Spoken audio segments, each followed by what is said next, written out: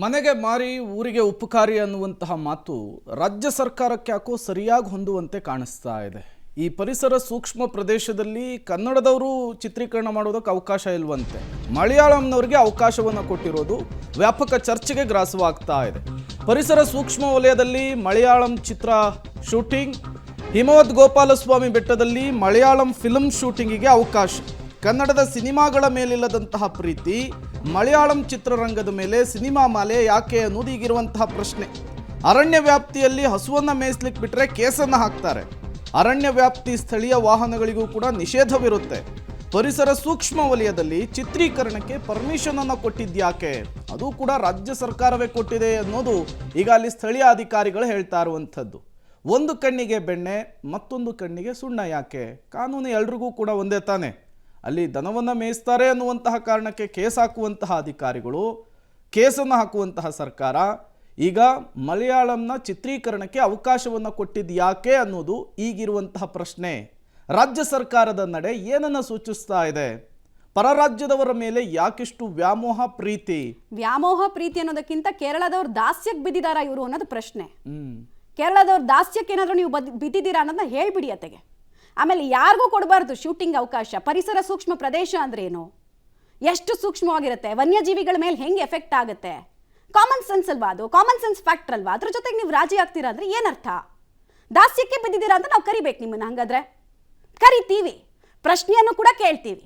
ಹಿಮವದ್ ಗೋಪಾಲಸ್ವಾಮಿ ಬೆಟ್ಟಕ್ಕೆ ನೀವು ಹೋಗಿದ್ರೆ ಗೊತ್ತಾಗಿರುತ್ತೆ ಅಲ್ಲಿ ಯಾವ ರೀತಿಯಾದಂತಹ ವಾತಾವರಣ ಇದೆ ಅಂತ.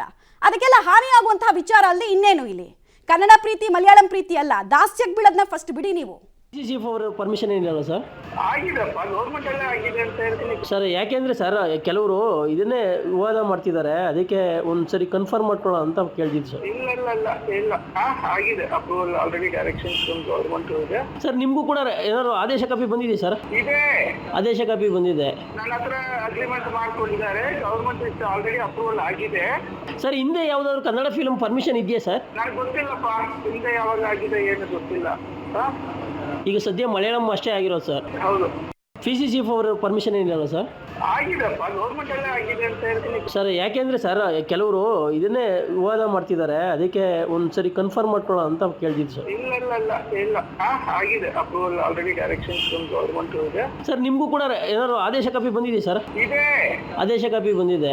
ನನ್ನ ಹತ್ರ ಅಗ್ರಿಮೆಂಟ್ ಮಾಡ್ಕೊಂಡಿದ್ದಾರೆ, ಗೌರ್ಮೆಂಟ್ ಆಲ್ರೆಡಿ ಅಪ್ರೂವಲ್ ಆಗಿದೆ ಸರ್. ಹಿಂದೆ ಯಾವ್ದಾದ್ರು ಕನ್ನಡ ಫಿಲ್ಮ್ ಪರ್ಮಿಷನ್ ಇದೆಯಾ ಸರ್? ನನಗೆ ಗೊತ್ತಿಲ್ಲಪ್ಪ, ಹಿಂದೆ ಯಾವಾಗ ಆಗಿದೆ ಏನು ಗೊತ್ತಿಲ್ಲ. ಈಗ ಸದ್ಯ ಮಲಯಾಳಂ ಅಷ್ಟೇ ಆಗಿರೋದು ಸರ್. ಹೌದು.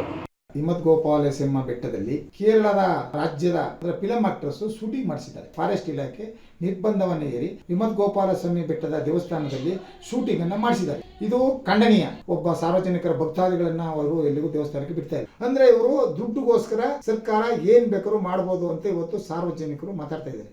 ಇವತ್ತು ಬಂಡೀಪುರ ರಾಷ್ಟ್ರೀಯ ಉದ್ಯಾನವನಕ್ಕೆ ಒಳಪಟ್ಟಿರತಕ್ಕಂತ ಹಿಮವದ್ ಗೋಪಾಲಸ್ವಾಮಿ ಬೆಟ್ಟದಲ್ಲಿ ಕೇರಳದ ಒಂದು ತಂಡ ಚಿತ್ರೀಕರಣಕ್ಕೆ ಬೇಕಾದಂತ ಸಾಮಗ್ರಿಗಳನ್ನ ತೆಗೆದುಕೊಂಡು ನಮಗನ್ನಿಸ್ತಾ ಇದೆ ಏನಾದ್ರೂ ಕರ್ನಾಟಕ ಸರ್ಕಾರ ನಮ್ಮ ಚಾಮರಾಜನಗರ ಜಿಲ್ಲೆಯನ್ನ ಕೇರಳದ ಸರ್ಕಾರಕ್ಕೆ ಮಾರಾಟ ಮಾಡಿದೆಯಾ? ಹೇಳಿ ಕೇಳಿ ಬಂಡೀಪುರ ರಾಷ್ಟ್ರೀಯ ಉದ್ಯಾನವನ ಅತ್ಯಂತ ಸೂಕ್ಷ್ಮ ಹುಲಿ ಸಂರಕ್ಷಿತ ಪ್ರದೇಶವಾಗಿದೆ. ಇಂತಹ ಹುಲಿ ಸಂರಕ್ಷಿತ ಪ್ರದೇಶದಲ್ಲಿ ಈಗಾಗಲೇ ಯಾವುದೇ ಶೂಟಿಂಗ್ ಚಿತ್ರೀಕರಣಗಳಿಗೂ ಕೂಡ ಅನುಮತಿ ಕೊಟ್ಟಿರಲಿಲ್ಲ. PCCS ನಮಗೆ ಅನುಮತಿ ಕೊಟ್ಟಿದ್ದಾರೆ ಅನ್ನೋ ಸಬೂಬನ್ನ ಹೇಳ್ತಾರೆ. ಹಾಗಾದ್ರೆ ಯಾರನ್ನ ನಂಬಬೇಕು? ಸರ್ಕಾರ ಇದನ್ನ ಮೌನ ವಹಿಸ್ಕೊಳ್ತಿದ್ಯಾ, ಸರ್ಕಾರ ಕಣ್ಮುಚ್ಕೊಳ್ತಿದ್ಯಾ ಅನ್ನೋ ಪ್ರಶ್ನೆ ಕಾಡ್ತಾ ಇದೆ. ವನ್ಯಜೀವಿಗಳ ಹಿತಾಸಕ್ತಿಗಿಂತ ಬೇರೆ ಯಾರದ್ದೋ ಮೋಜು ಮಸ್ತಿ ಇಂಪಾರ್ಟೆಂಟ್ ಆಯ್ತಾ ನಿಮಗೆ ಅನ್ನೋದು ಪ್ರಶ್ನೆ ಬರುತ್ತೆ.